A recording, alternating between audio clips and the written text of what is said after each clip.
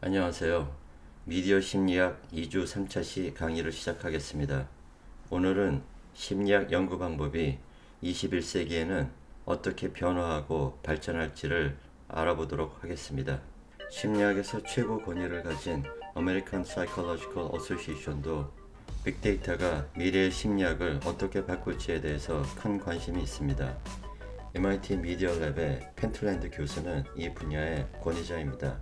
그는 소셜 피직스라는 연구 분야를 새로 만들었습니다. Dr. Alex Pentland, also known as Sandy, is a professor of media arts and sciences at MIT, where he directs the MIT Connection Science and Human Dynamics Labs. He is one of the most cited scientists in the world, and Forbes magazine recently named him one of the 7 most powerful data scientists in the world. MIT 미디어 랩의 펜틀랜드 박사는 포브스 잡지에 의해 전 세계에서 가장 큰 영향력을 갖고 있는 7명의 데이터 사이언티스트 중에 한 명으로 선정되었습니다. 그는 커넥션 사이언스와 휴먼 다이내믹스 랩을 운영합니다. 그의 연구는 사회심리학과 밀접한 관계가 있는데 빅데이터로 사회 현상을 연구하는 것을 소셜 피직스라고 합니다. 지금부터는 심리학회의 인터뷰 내용보다 더 깊은 내용을 다루는 소셜 피직스에 대한 펜틀랜드의 강의를 들어보도록 하겠습니다. So the first thing is that over many years we've been looking at human behavior using sensors of various sorts. So 20 years ago I did the first wearables. 아주 오랫동안 우리는 센서 등을 사용해서 인간의 행동을 연구해 왔습니다. 20년 전에는 처음으로 웨어러블을 만들어 봤죠. 구글 글래스를 만든 연구진들도 저희 랩에 있었습니다. So the guys that did Google Glass were in my lab and stuff like that. And what we noticed was that time and time again, social structure, how people relate to each other, who talks to who interrupts each other. 연구를 거듭할수록 우리는 누가 누구와 이야기하는 것과 같은 소셜 스트럭처가 매우 중요하다는 것을 깨달았습니다. In terms of understanding the situation. So almost everybody in our culture thinks, oh, if you want to understand people, you talk to them and you write down what they say and their idea. We say, no, let's take this the way you would understand an ape troop. Let's just look at the patterns and figure out what the patterns mean. 여러분들이 사람들에 대해서 이해하려고 하면 그들과 이야기하고 하는 말을 받아 적고 하는 것이 필요하다고 생각하겠지만 그보다는 사람들이 어떻게 연결되었는지에 대한 패턴을 연구하는 것이 더 중요합니다. But again and again, it's much more powerful and easier in many ways than paying attention to the content. To illustrate this, sort of get it across, I found this thing from Candid Camera. He looks at his watch, but he's really making an excuse for turning just a little bit more to the wall. Now we'll try it once again. Here's the candid subject. Here comes the candid camera staff, 3 of them at least. And this man has apparently been in groups before.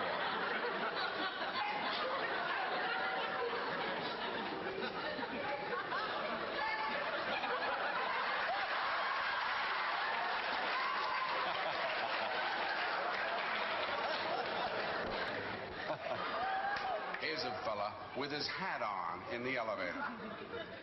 First he makes a full turn to the rear and Charlie closes the door. A moment later, we'll open the door, everybody's changed positions.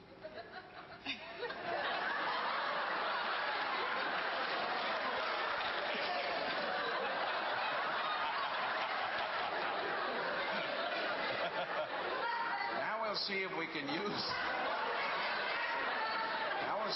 use group. So I'm going to stop there, but you get the idea. Take it off again, turn around. I was like, and they do this to lots of people. You all remember being teenagers in middle school, and you had to fit in. You all remember seeing on the street little tiny kids, 3-year-olds in preschool, all holding on to a rope, sort of all walking. They're all behaving.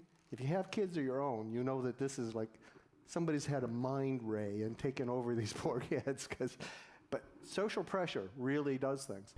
여러분들도 10대를 겪어봤겠지만 Social pressure, 사회적 압력은 do things, 어떤 것들을 하게 만듭니다.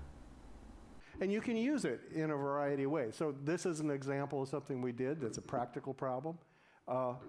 What apps is a particular person going to download? Well, you can look at all sorts of stuff about what they say, what they tweet, everything. You're not going to figure it out very well. But if you look at what the people they interact with are using, it turns out you can do a really pretty good job. 이는 여러 분야에 응용이 가능합니다. 누가 어떤 앱을 다운로드할까, 누가 어떤 말, 어떤 트위트를 할까 등은 의외로 사용자를 이해하는데 큰 도움이 되지 않습니다. 그러나 그들이 어떻게 상호작용하는지를 연구하면 큰 효과를 얻을 수 있습니다. 즉, 인터랙션 데이터가 가장 중요한 것입니다. But if you look at where they go and who else is there and what those people are doing, you can do a really bang-up job of figuring out what's the app they're going to download next. 만약 어디에 가고 누가 함께 있는지 그들이 무엇을 하는지 알 수 있으면 정말 데이터로 큰 일을 해낼 수 있습니다. 어떤 앱을 다음에 다운로드 할지를 예측할 수 있습니다. 지금 발표자가 이야기하는 것이 데이터에 기반한 컨슈머 사이콜로지, 소비 심리학과 비헤이비어럴 이코노미, 행동 경제학의 현재이자 미래입니다. And of course, if you know that, you can give them a little coupon and make them tip. You might want to know that. 소비자의 행동 패턴이 예측된다면 소비를 촉진시키기 위해서 쿠폰을 발송할 수도 있습니다. That's an example of social pressure. In everyday life, we have other things. We're constrained by work, by home, by other things, and we have these habits. And a lot of our brain is set up to just run in habits, to do the same thing again and again.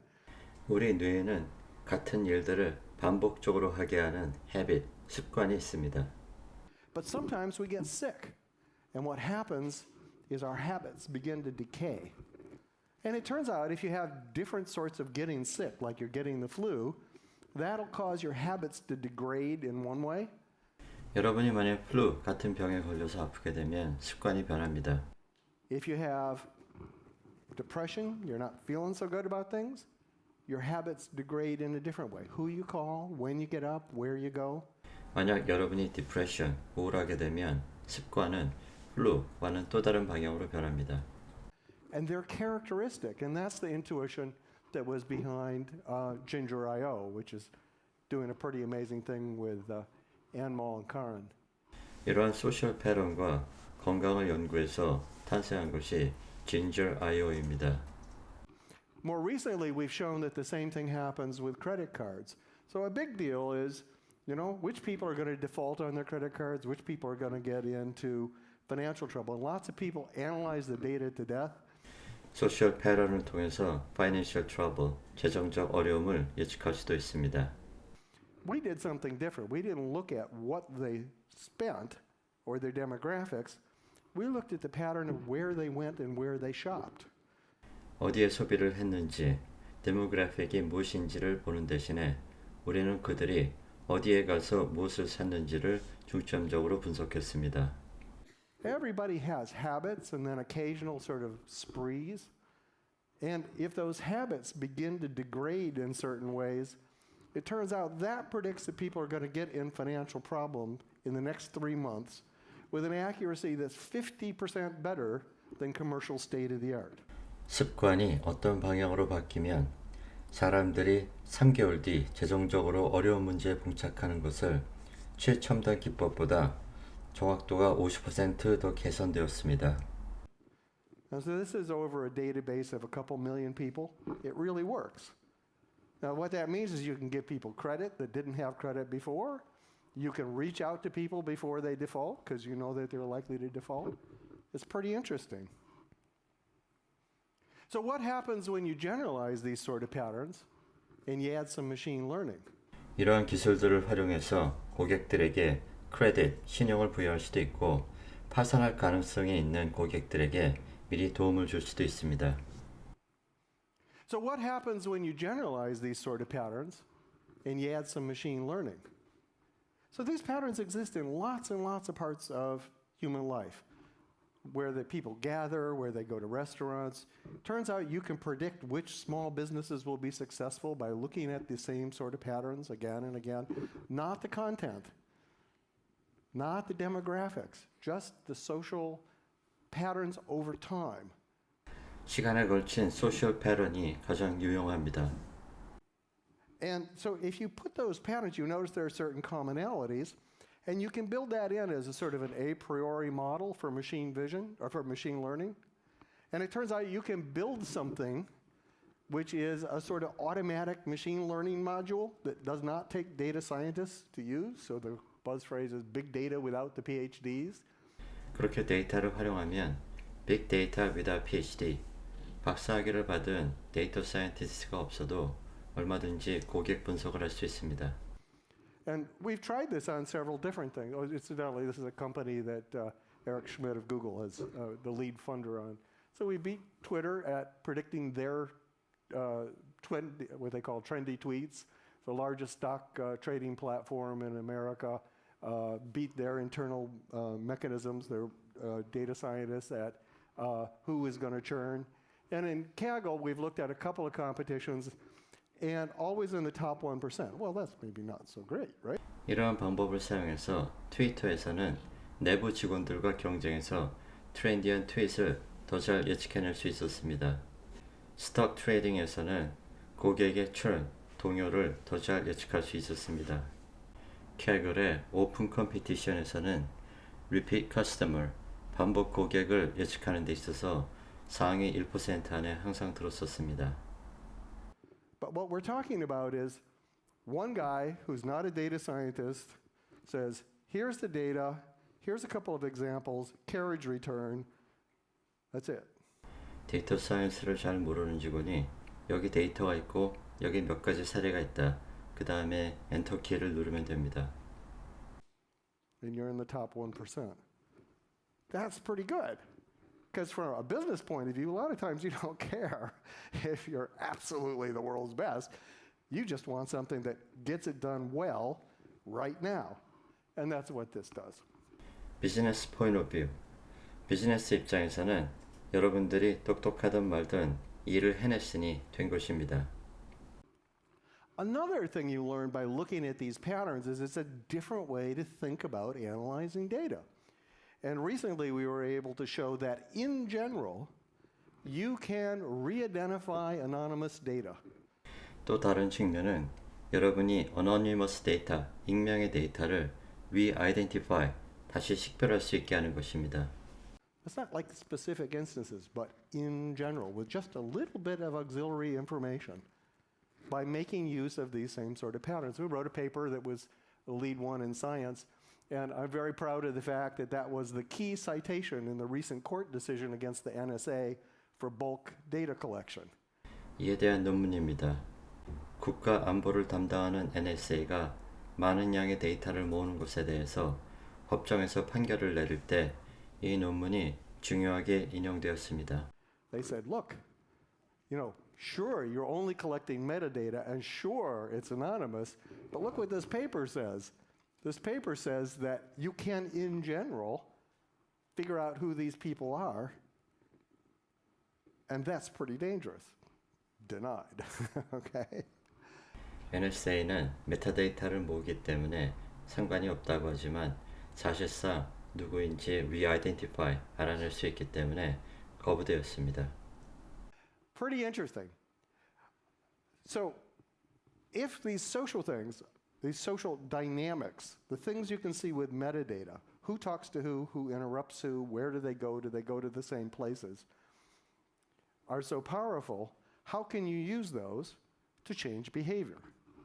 Let me show you some examples. 이러한 메타데이터는 사람에 대해서 알아낼 수 있다는 점에서 매우 강력합니다. 이제는 그 사람의 행동을 어떻게 바꿀 수 있는지에 대해서도 알아보겠습니다. So, an intuition is something we did 5 years ago now. DARPA, the Defense Advanced Research Projects Agency, put out a contest for the 40th anniversary of the Internet, where they wanted to show the power of social media. 인터넷을 처음으로 시작한 DARPA는 인터넷 40주년을 기념해서 소셜 미디어의 파워를 보여주는 대화를 개최했습니다. And they said, well, we're going to give a $40,000 prize to anybody who can find 10 red balloons that are put somewhere around the United States. Probably all of you have heard about this. 미국 전역에 숨겨진 10개의 빨간 풍선을 찾는 문제인데 MIT 미디어 랩이 소셜 네트워킹을 사용해서 어떻게 이 문제를 풀었는지 보겠습니다.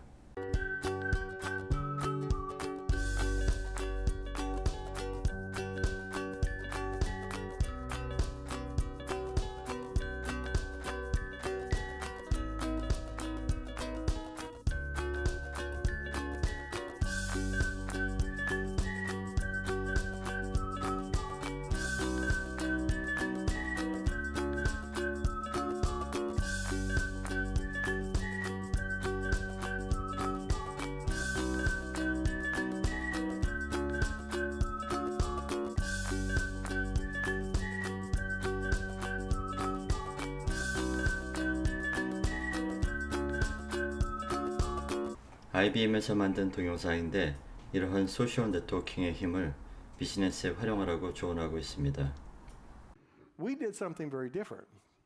We said, well, yeah, okay, if you see the balloon, we'll give you a couple $1,000. But if you recruit him and he finds it, he gets the couple $1,000, but you get $1,000 for recruiting him.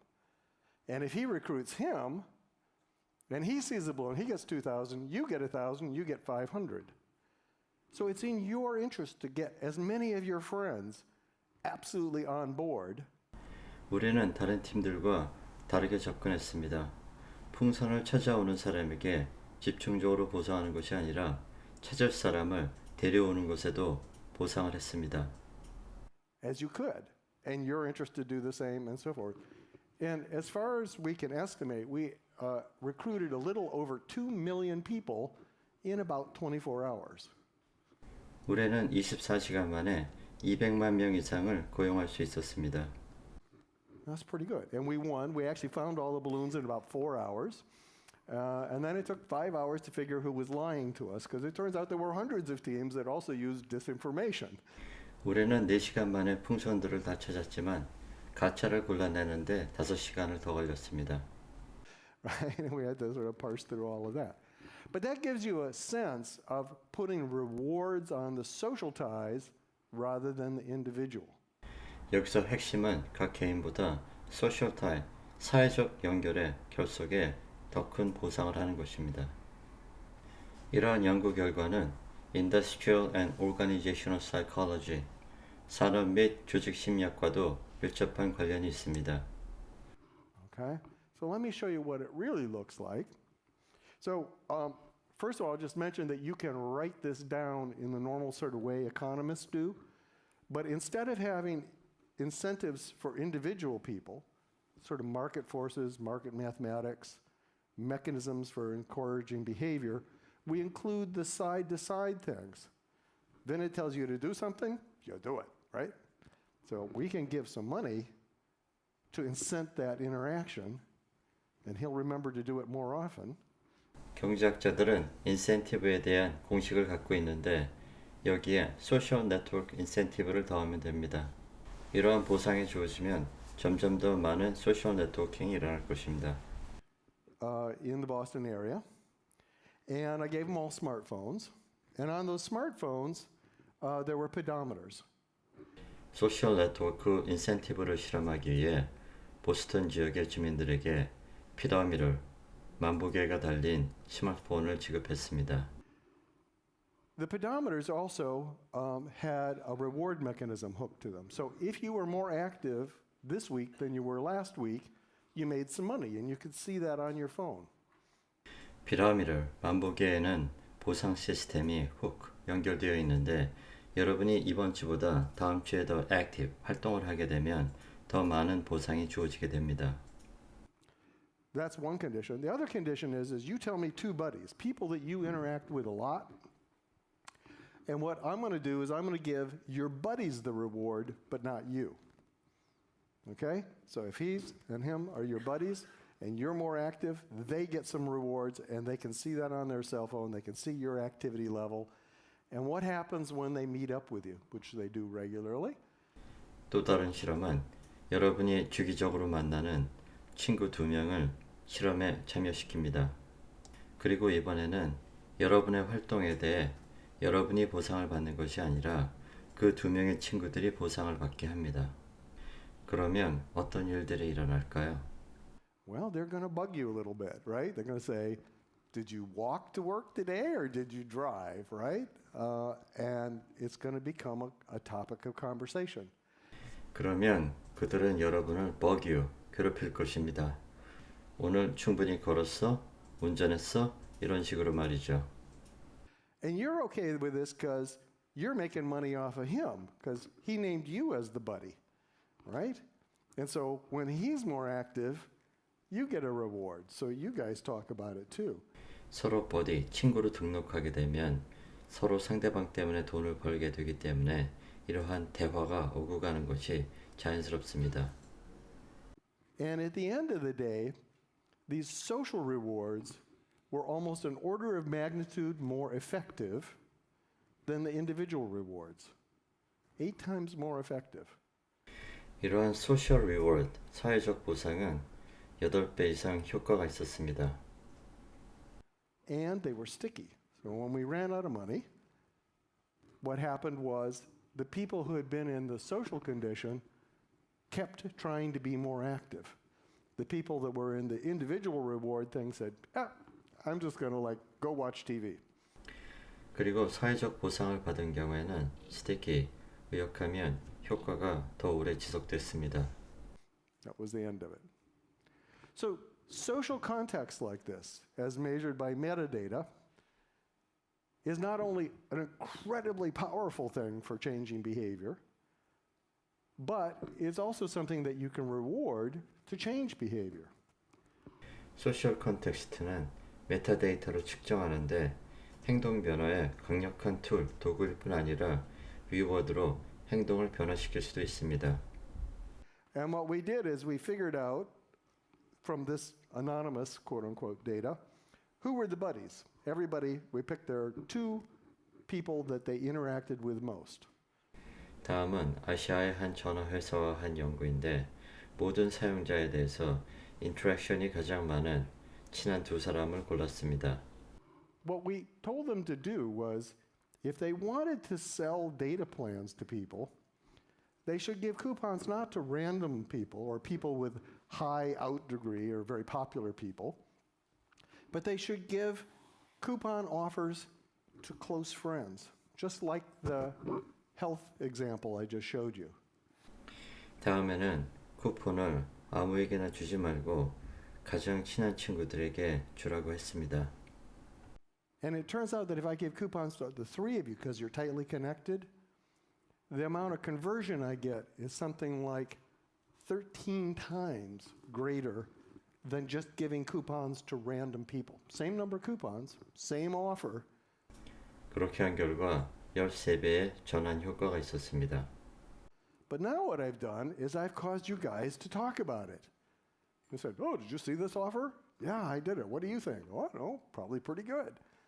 And it's that conversation, that social context, that drives the conversion.